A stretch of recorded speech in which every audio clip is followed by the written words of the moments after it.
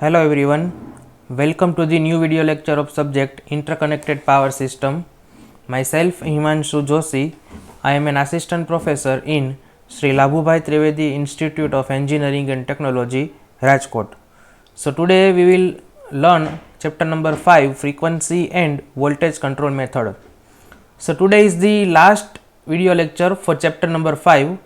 Today we will complete the chapter number 5, and from next video you will learn a new chapter of interconnected power system.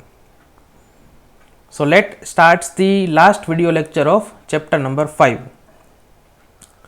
So in this particular topic we are going to learn the different voltage control method.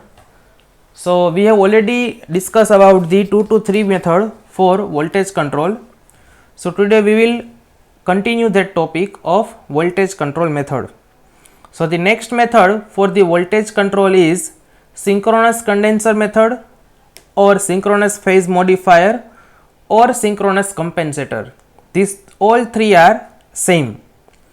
So synchronous condenser is nothing but a synchronous motor with no mechanical output.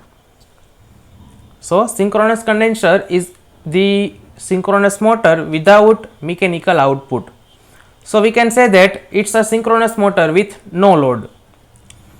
So due to no load, it only takes the real power to supply its internal losses. So to supply the necessary amount of reactive power, we have to change the excitation of machine. To control the voltage, we have to change the amount of reactive power. And in case of synchronous motor, that reactive power is changed by changing its excitation. So we can say that synchronous motor are operated at power factor which having a range of lagging to leading. So this is the biggest advantage of this synchronous condenser or synchronous phase modifier or synchronous compensator, that it gives us the wide range to change the reactive power from lagging to leading. We can change that amount of reactive power just by changing the excitation of synchronous motor. So this is the basic block diagram, diagram of synchronous condenser. So we can change the amount of excitation to control the amount of reactive power which is injected into the system or taken from the system. So let's discuss the advantage of this method of voltage control. The first advantage is that supply the lagging wires equal to its rating and it absorb the leading wire equal to its 50% of rating. So it has a very wide range of reactive power control. It can supply the lagging wire equal to its rating and it can absorb the leading wire equal to its 50% of rating. The second advantage is that its control is fast and continuous. Third advantage is that it can be overloaded for short period. As it's a mechanical device, that means output is mechanical, so we can say that it can be overloaded for a short while. The fourth advantage is that the inertia of compensator improves the stability and reduce the sudden change of load. As I have already told you that as it's a mechanical device, that means output is mechanical, so it can improve the stability and reduce the sudden change of load.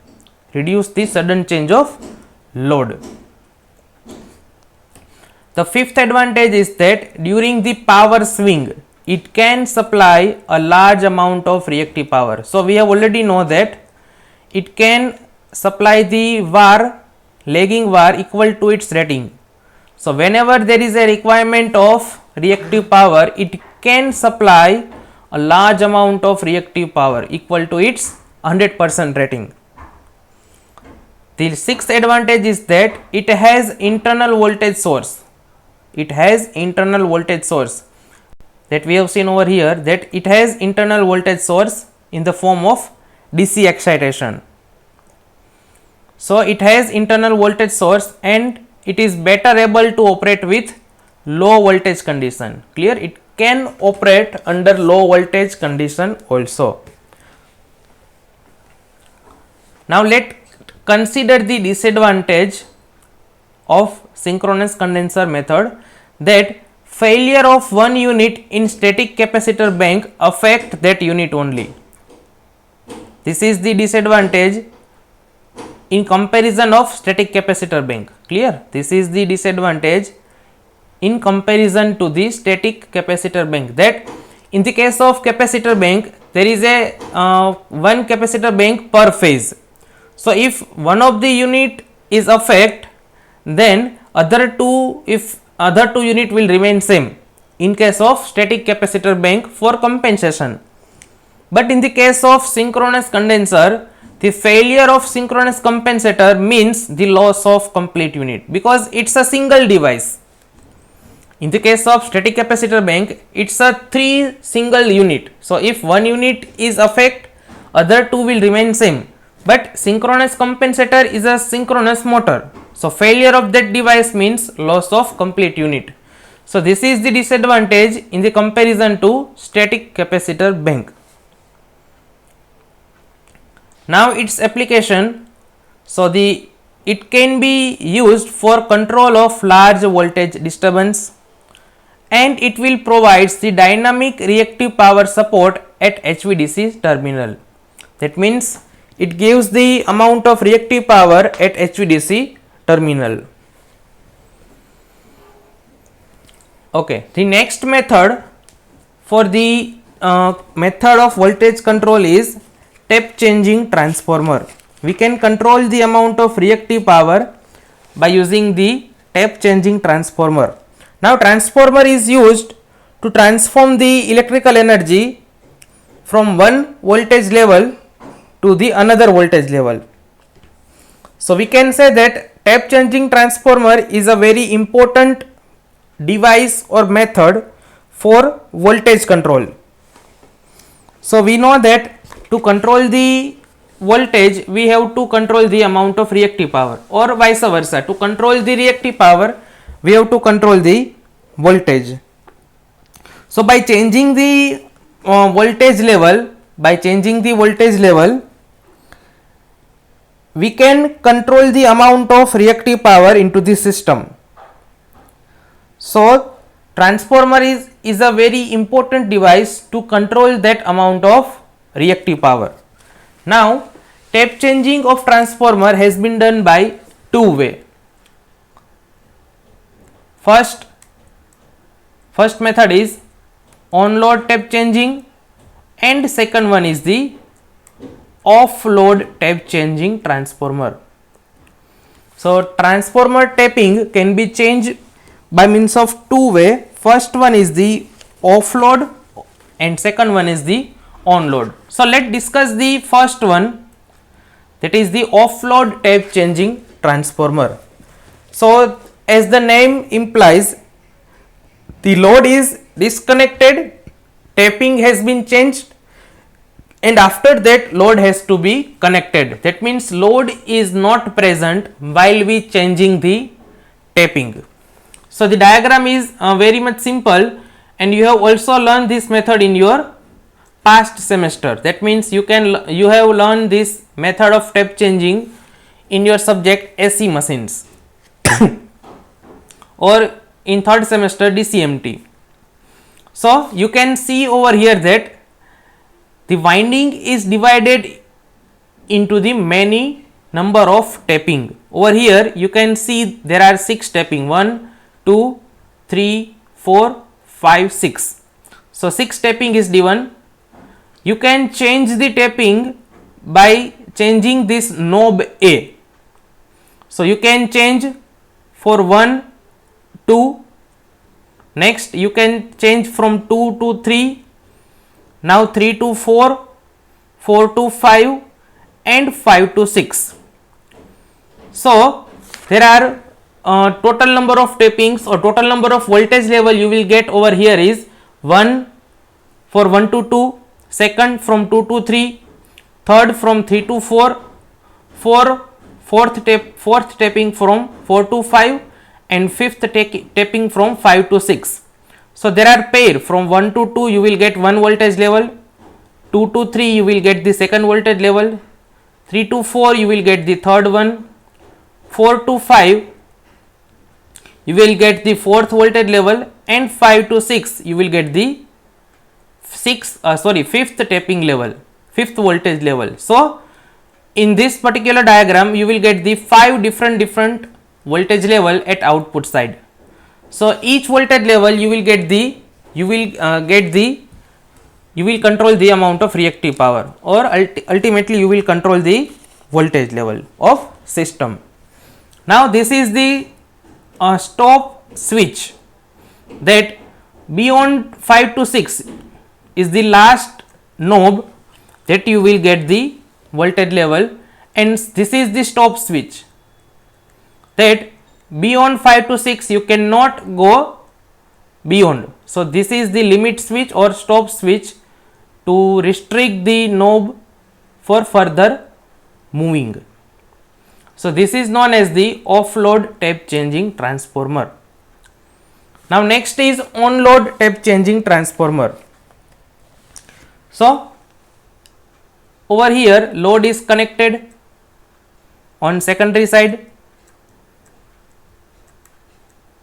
and you can control the amount of voltage in primary side. You can control the amount of voltage on primary side. So over here you have shown the center tapped reactor. So this is used for the limiting the short circuit current. So that's why this reactor has been used. And over here short circuit switch is used. It is used for changing the voltage level from tapping 1 to 2 or 2 to 3 or 3 to 4 or 4 to 5. To change the tapping level, short circuit switch is used. So this is known as the on-load tap changing transformer, and it is used when load is connected. So previous one is used when load is not connected, or to use this offload you have to disconnect the load and changing the tapping, and after that you have to connect load. But in case of on-load tap changing you do not have to disconnect the load is connected, and you can control the amount of voltage level. So this is known as the on-load tap changing transformer.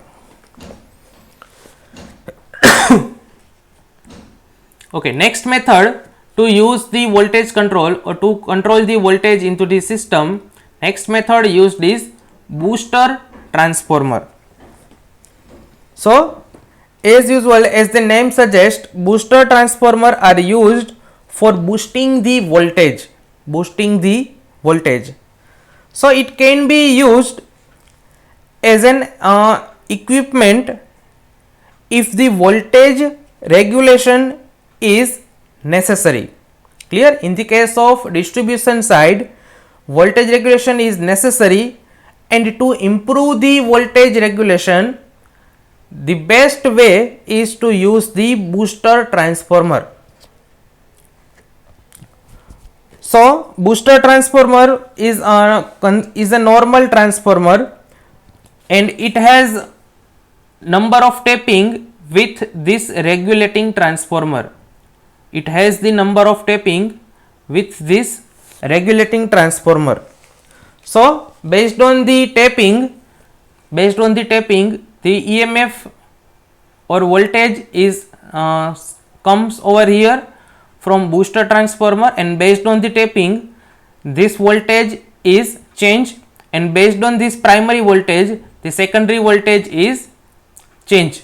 So depending on the tapping of this regulating transformer, the output voltage has been changed or boost up.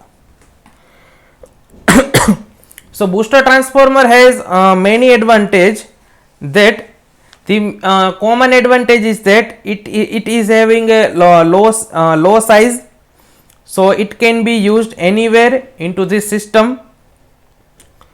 So rating of this transformer is very less, as its size is less, its rating is also less. So it can be used with a fixed transformer or tape changing transformer also. So it is known as booster transformer. So this is the diagram of single phase booster transformer, and this is the diagram for 3-phase booster transformer. Clear? So this is the booster transformer of each phase, and these are the regulating transformer with tapping for each phase. This is for the single phase and this is for the 3-phase. Working is same, just connection has been changed. Okay. So till now we have learned the method of compensation, and that compensation is fixed. That compensation is fixed. So fixed in the sense that over here this is the shunt reactive compensation. So over here you can see that the rating of this reactor is fixed. Once it installed, its rating is fixed. Over here this is the shunt compensation with capacitance. So over here you can see that once this capacitor is installed, its rating is fixed. This is the series compensation, and this capacitor is also having some fixed value. So these are known as fixed compensation, and the biggest disadvantage of this fixed compensation is that whether you are having a requirement of compensation or not, it will do their duty. So over here you can see that if you do not having a requirement of absorption of reactive power, then also this reactor will absorb the reactive power, whether you have the requirement or not. Over here it will inject the leading reactive power whether you have a requirement or not. The same way in the case of this series capacitor. So the disadvantage of fixed compensation is that whether you have a requirement of compensation or not, this compensator device will do their work. So you are having a biggest disadvantage of losses. So to overcome this disadvantage, we are having a static var compensator, or it is known as thyristerized static var compensator. So what is the SVC? That means static var compensator or thyristerized static var compensator. So these are the device which has stepless variable compensation. Clear? Till now we have learned the fixed compensation. This SVC has variable compensation. Please note this word, variable compensation, and it is provided by thyristor. It is provided by thyristerized control of reactor and thyristerized control of capacitor. So SVC, that means static var compensator, acts within a few seconds. So it's a very fast and provides the transient voltage control, and based on that fast operation, it will improve the voltage stability of system. So we are having a list of SVC device. That first one is TSC, that means thyristor switch capacitor. Second one is the TSR or TCR, that means thyristor switch reactor or thyristor controlled reactor. Third one is FCTCR, that means fixed capacitor thyristor controlled reactor, and fourth one is TSC TCR, that means thyristor switch capacitor and thyristor controlled reactor. So let's study these four devices, and but before that let me discuss the advantage of this static VAR compensator or thyristorized static VAR compensator. The first advantage is that it will reduce the network losses. Clear? It will reduce the network losses. How can this reduce the network losses? By reduction of unwanted reactive power flow. Clear? As I have told you that in the case of fixed compensation, it will absorb and inject the reactive power.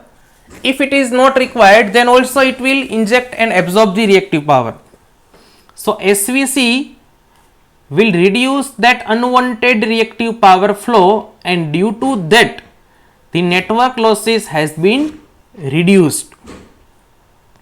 Second advantage is that by keeping the apparent power exchange within the balance reactive power, so it will maintain the amount of reactive power into the system, and based on that the amount of apparent power will also balance. The third point is that improvement of power quality and stability of system. By reducing the unwanted reactive power, you are going to improve the power quality and stability of system.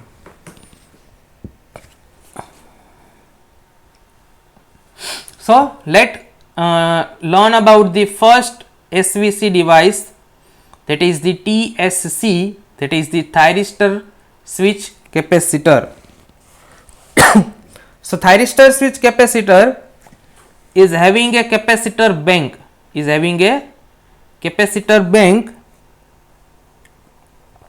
based on the requirement of system, So it consists capacitor bank, anti-parallel thyristor pair which act as a switch, and a series reactor to control the short circuit current. So this is the delta connected thyristor switch capacitor, and this is the star connected thyristor switch capacitor. So this is the transformer unit with primary and secondary. This is the transformer for primary and secondary, and this is the TSC bank in delta connection, and this is the thyristor switch capacitor bank in star connection. So each phase consists of capacitor bank, thyristor, anti-parallel switch, and current limiting reactor. Same in the case of star connection, capacitor bank, thyristor, anti-parallel thyristor, and reactor to limit the current. So this is the thyristor switch capacitor for SVC. Now move towards the second configuration, and that is this thyristor switch reactor, thyristor control reactor. Clear? TSR or TCR, both are same, but the famous name is thyristor control reactor. The famous name is thyristor control reactor, that is the TCR. So this is the inductor used for compensation, and this is the anti-parallel thyristor. So based on the control of this firing angle, the amount of current and the amount of voltage across this inductor is controlled, and based on that the amount of reactive power is controlled. Clear? We can control the amount of reactive power by controlling the voltage and current across the shunt reactor, and that control is done by this thyristor pair. So we are going to control the firing angle of this anti-parallel thyristor, and due to that control of firing angle, the voltage and current in this reactor is controlled, and based on that reactive power is controlled. So this is the thyristor controlled reactor, and it is the configuration of this thyristor controlled reactor. This is the reactor and this is the switch. So this is the delta configuration of this thyristor controlled reactor. So next is fixed capacitor thyristor controlled reactor. So till now we have seen the only capacitor compensation and only inductive compensation. Now it has both capacitor and reactor. So we can say that FCTCR is used for both type of compensation. It can be used for capacitive compensation and it can be used for inductive compensation. So we can say that it provides the wide range of reactive power control. If you need to inject the reactive power, you can do it. If you want to absorb the reactive power, then also you can do. So FCTCR provides the compensation from lagging to leading reactive power. Leading compensation is done by fixed capacitor and lagging compensation is done by thyristor controlled reactor. So this is known as the fixed capacitor thyristor controlled reactor. And last one is TSC TCR, that is the thyristor switch capacitor thyristor controlled reactor. So over here you can see that FCTCR is having a fixed capacitor. FCTCR is having a fixed capacitor. That means FCTCR will provide the capacitive reactive power which is having a fixed amount, It cannot gives you the variable capacitive variation. Capacitive reactive power variation is fixed in the case of FCTCR. Now in the case of TSC TCR, this capacitor is also having a variable by using the anti-parallel thyristor switch. So over here in case of TSC TCR, you can give a variable reactive power from reactor side and you can supply the leading reactive power with capacitor also.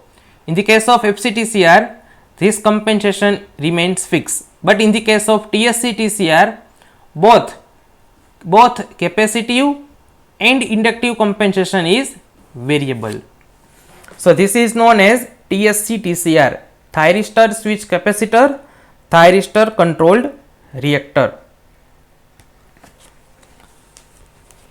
So this is the SVC, static var compensator or thyristor static var compensator to control the amount of voltage level in power system. So now let discuss the method of voltage control from alternator side. Clear? Till now we have learned the method of voltage control in power system, but now discuss the method of voltage control for alternator. So to control the amount of voltage on alternator side, the diagram is shown in figure.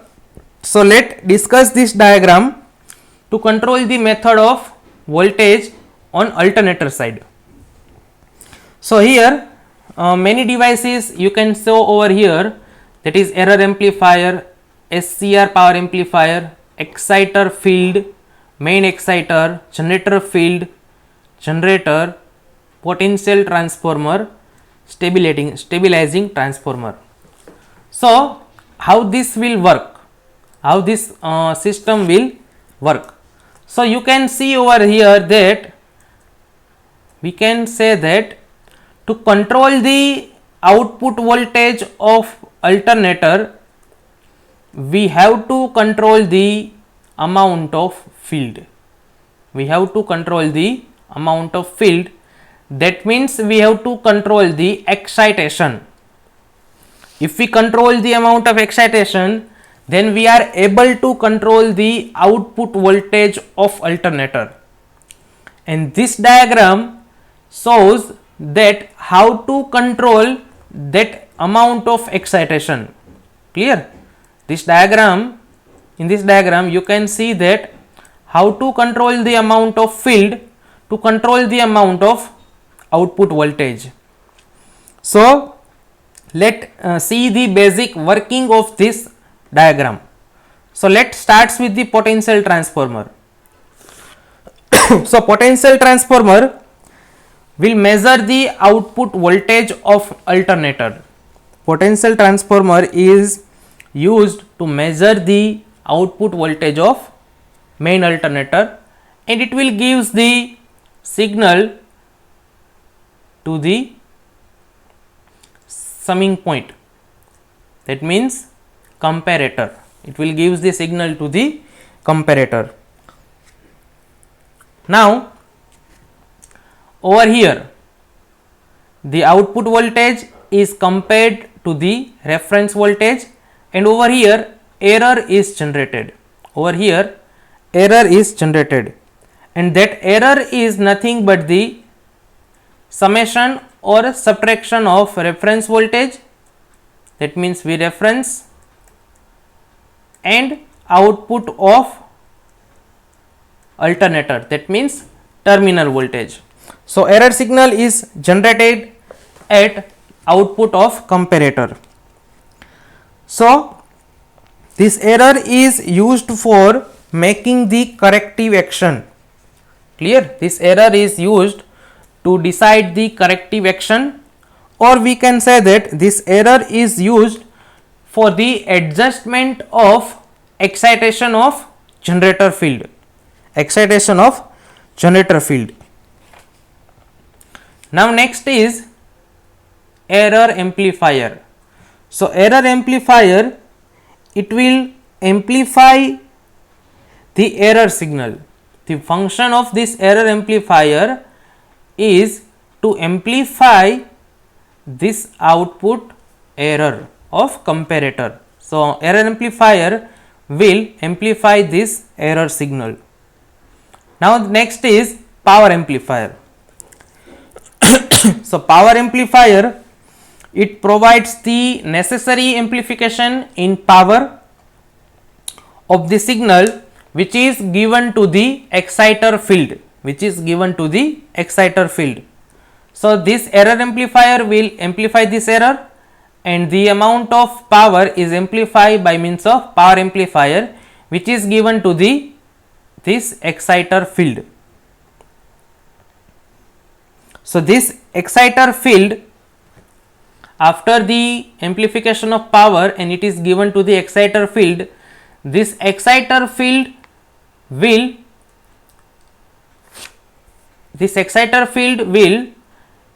give the excitation to this main exciter. This exciter field will excite the main exciter, and based on that this generator field will adjust. So this is the basic working of this alternator voltage regulator scheme. So let discuss this. So first of all, what will happen? Potential transformer will measure the output voltage. It will give the signal to this comparator, and this comparator will give the error signal. This error signal is amplified by this error amplifier, and it will amplify the amount of power which is given to the exciter field. Now this exciter field is nothing but the main excitation of alternator. Clear? If you learn the synchronous machine or alternator, then you have studied that each alternator is having a one exciter. That exciter is nothing but the DC generator. That exciter is nothing but the DC generator. So that DC generator is also have some excitation. Clear? So this is the exciter field is nothing but the exciter of that DC generator. So this power amplifier will adjust the excitation of that DC generator and main exciter, that means that DC generator. So if we control the excitation of that DC generator, then output of that DC generator will change, and that is nothing but the main exciter. So by means of the secondary excitation, we can control the main excitation, that is nothing but the generator field. And if this excitation is controlled, then we can say that output voltage of that alternator is controlled. So output voltage of that alternator is controlled. Now now you have seen over here one stabilizing transformer. You have seen over here one stabilizing transformer. This is nothing but the feedback of this entire process. This stabilizing transformer is nothing but the feedback of this entire process. So what is the input of this stabilizing transformer? That is nothing but the excitation voltage. Clear? This excitation voltage is given to the primary of this stabilizing transformer, and based on the corrective action or based on the voltage of this excitation, the stabilizing transformer will boost up the voltage. So stabilizing transformer will boost up the voltage, and that voltage will amplify over here in power amplifier, and based on that this secondary excitation will change its excitation level, and based on that excitation the output of this DC voltage will change, and based on that the flux, or we can say that excitation level will change, and based on that this output will change. So this is the working of this function of this stabilizing transformer. So stabilizing transformer will continuously measure the output voltage of main exciter. So this is how the alternator voltage will control. And this is the block diagram, mathematical block diagram of alternator voltage regulator scheme. So over here this is the error amplifier. So this is the gain of that error amplifier Ka. This is the power amplifier. So this is the main block diagram for that power amplifier and exciter field. So Ke, that is the gain, and Te, that is the time constant. Now again the main generator. So this is the block of that main generator. Kg is the generator gain, and Tg, that is the Tgf, that is the time constant. Now next is stabilizing transformer. As I have told you that this is the feedback. So this is in the form of feedback for, and this is the block for stabilizing transformer, again with numerator, that is the gain, and denominator, that is the time constant. Again Vt, that is the output of potential transformer, or we can say that is the terminal voltage. This is the reference voltage. Again this terminal voltage and reference voltage will generate the error signal. It will amplified by this error amplifier. Again this is the power amplifier, and this is the main generator, and this is the stabilizing generator. So this is the mathematical block diagram for alternator voltage regulator scheme. So in short, the output is measured by transformer, amplified by amplifier, boost up output voltage of excitation is boosted up by this stabilizing transformer, and again it will amplify at a level so that the secondary excitation has been changed. So, secondary excitation will change the output of DC machine or DC generator, and that is nothing but the main exciter. So, if main excitation of machine is changed, then we can say that generator output voltage has been changed. So, this is known as the alternator voltage regulator scheme. It is a block diagram, and this is the theory that we have already seen. So, you can take this screenshot and study it by your way. I have already discussed this theory in diagram.